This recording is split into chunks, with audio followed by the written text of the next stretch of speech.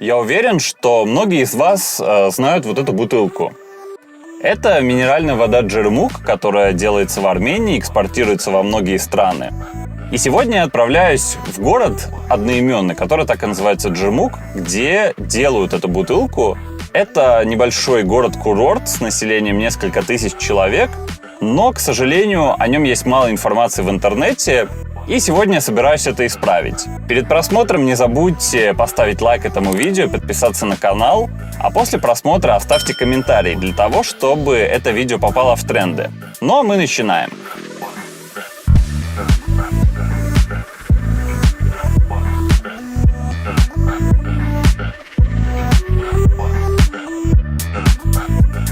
Высокогорный город Джермук известен своими минеральными источниками. Здесь находится несколько известных спа-отелей, в которых люди лечатся с помощью этой целебной воды. Еще тут производят самую знаменитую одноименную воду в Армении, как я уже говорил, и часто проводят шахматные турниры. Сам город разделен на две части одним большим мостом, на туристическую и основную. В основной части расположен жилой сектор, а в туристической несколько десятков отелей, тех самых спа, кафе и ресторанов. В основном сюда приезжают за оздоровительными процедурами и чистым горным воздухом, ведь город находится на высоте 2800 метров. Из Еревана в Джермук можно добраться на машине за 4 часа. Чтобы увидеть город и окрестности глазами местного жителя, я обратился к Артуру, который возит туристов по горам и достопримечательностям Армении на большом джипе. Он родился и живет в Джермуке, как никто другой знает все самые лучшие места. Вот отсюда уже начинается экстремальная дорога. Ого. А что туристы, очень много ты общаешься, что отмечают в Джермуке особенно? Сперва они говорят, какой чистый воздух у вас, Артур. Именно это говорят. Второе, им нравятся тоже наши горы очень. Впечатление от дороги тоже остается обязательно. Многие даже по такой дороге в жизни просто не ездили. Даже снимай, какие здесь камни. Да.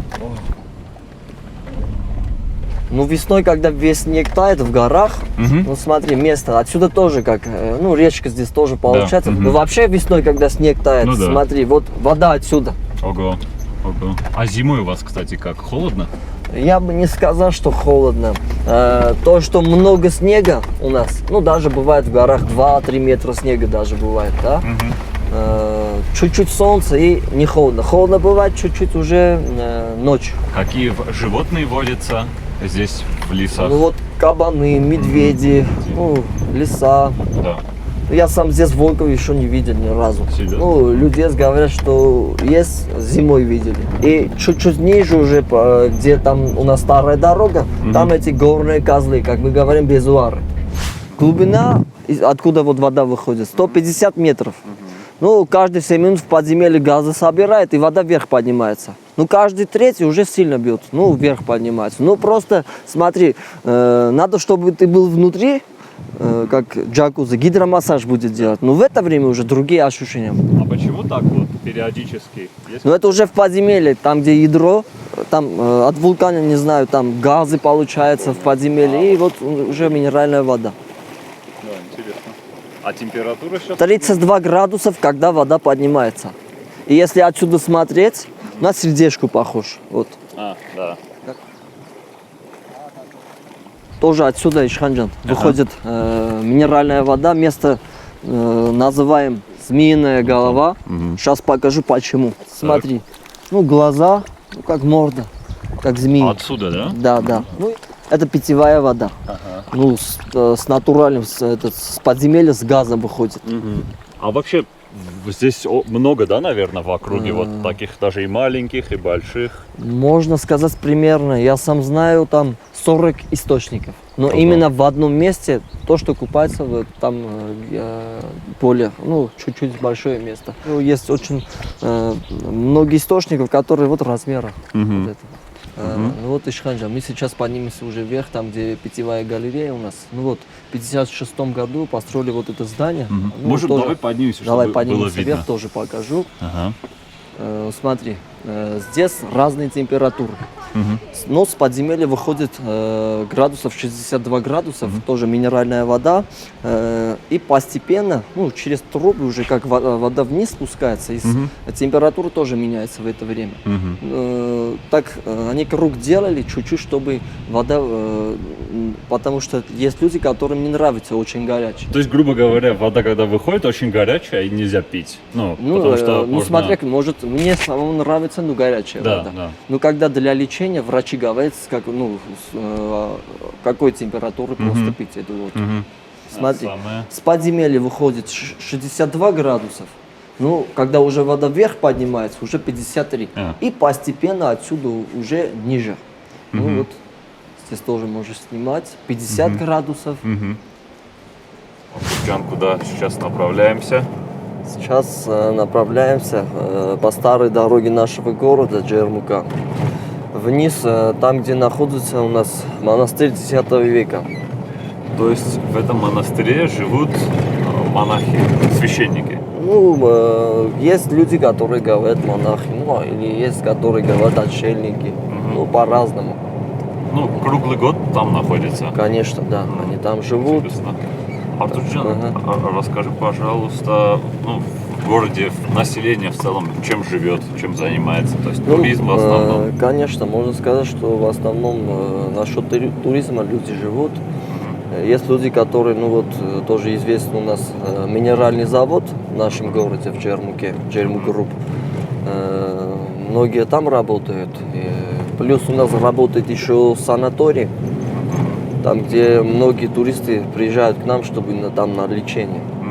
Здесь у нас находится наше водохранилище, можно сказать, Артпасеван. Отсюда в советское время, в 1962 году, как начали уже туннель копать 48 километров, 400 метров длиной. Отсюда эта вода самотеком сливается в наше озеро Севан. В то время уровень воды в Севане чуть-чуть в плохом состоянии было.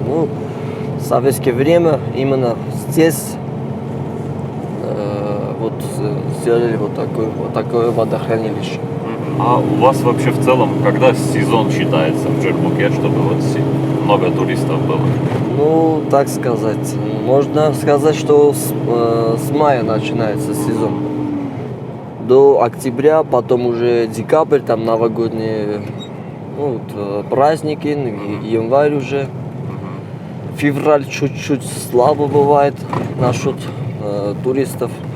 А зимой у вас вообще мало? У нас, смотрите, в 2007 году открыли канатную дорогу в Джермуке, плюс 2 лыжные трассы. Даже многие приезжают к нам, чтобы на лыжах кататься. Через какое-то время мы добрались до монастыря X века, Гандеванг. Священники, которые там постоянно живут, еще спали, и мы не стали их тревожить. Это очень живописное, нетуристическое место. Мы немного прогулялись по территории, увидели множество хачкаров и надгробных плит охотников, на которых изображены сцены охоты на местных бизааровых козлов. Если соберетесь туда поехать, обязательно добирайтесь в Гандеванг на джипе, так как дорога горная. Из Джермука ехать примерно полчаса. Мы, к сожалению, не посетили памятник оленю, главному символу города. По легенде, смертельно раненый охотником олень из последних сил добрался до джермукского источника, выпил воду и исцелился.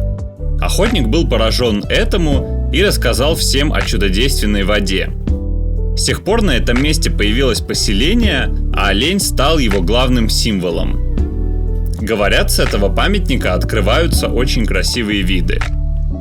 В самом городе мы посетили галерею вод, водопад Волосы Русалки, памятник Исраэлю Ори, поднялись по канатной дороге на обзорную площадку, пообедали в плавающем кафе и прошли под аркой счастья.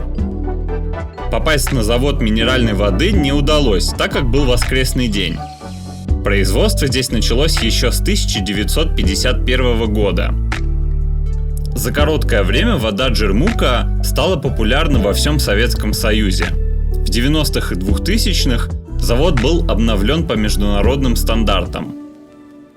Сейчас производят в основном минеральную воду с газом джермук и без газа бюрех. Есть еще джермук с лимоном, бюрех детский и другие виды.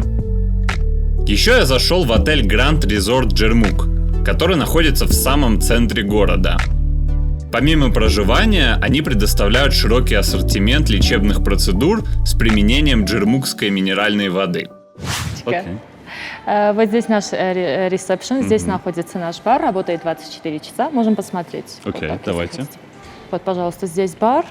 Там у нас маркет находится, 24 часа могут заказать сэндвичи, соки. А здесь уже наш ресторан, и там балкон есть, могут люди и там посидеть. Очень красиво у вас. Спасибо. Вы сами отсюда или? Да, я отсюда. О. Сейчас можем спускаться в минус 2 этаж. Там у нас бассейн, джакузи, сауна, фитнес, лечебная часть, салон красоты. Вот, пожалуйста, здесь у нас лечебная часть находится. Вот, пожалуйста, можете посмотреть разные комнаты, ванны, разные массажи, Вот, например, высший сюда душ. можно зайти? Да, конечно.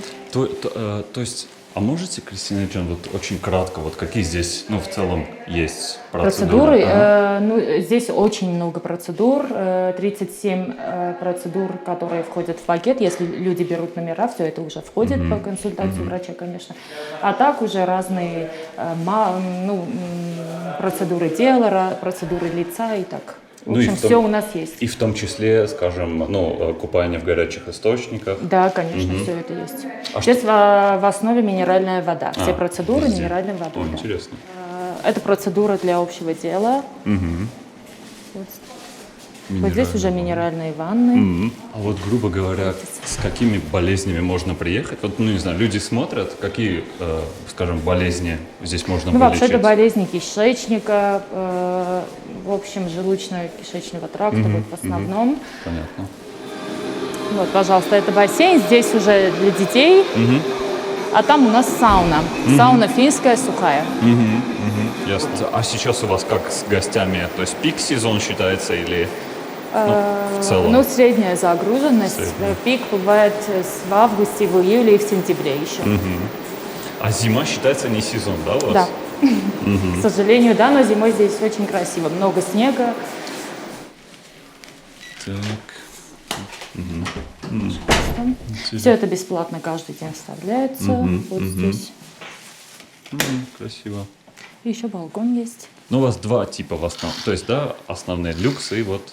Стандартные номера, да, но у нас еще есть номера с балконами и без балкона. Вы, если не секрет, сколько здесь работаете? Как открылась гостиница, уже 6 лет. Ого, все знаете. Да. Каждый уголок. А что вообще в целом гости отмечают? Вот почему они выбирают Джермук, почему они сюда приезжают? Какие плюсы отмечают? Если Джермук, в основном, чтобы лечиться. Вот минеральная вода, которая у нас есть, очень полезная, и в основном для этого люди ходят. Потом у нас очень чистый воздух, потом город очень спокойный. Еще я зашел в Джермук Hotel and Spa, не менее интересное место, которое находится на краю ущелья. Вот несколько красивых кадров оттуда. И Armenia Wellness and Spa Hotel. Помимо них в городе находится еще несколько интересных отелей с спа-услугами. Полный список ищите на букинге. Гуляя по Джермуку, я обнаружил огромный пустой советский отель «Гладзор», состоящий из 11 этажей, 500 номеров и даже своим кинотеатром. Меня пустил внутрь охранник. Это настоящий музей советского времени. Как будто жизнь там застыла 30-40 лет назад. Как мне сказали, несколько летних месяцев в году он открыт для гостей, а остальное время пустует. Лично мне нравится ходить по старым советским зданиям, поэтому я получил удовольствие, находясь внутри. Артур рассказал мне о протестах жителей Джермука, связанных с открытием золотого рудника на горе Амулсар в 2017 году. и о том, как местным жителям удалось остановить его деятельность путем протестов, так как есть вероятность того, что эксплуатация рудника может понести экологический вред, в том числе и на воды Джермука, и курорт прекратить свое существование. Подводя итог, можно сказать, что Джермук – это уникальный город, аналогов которых нет во всей Армении.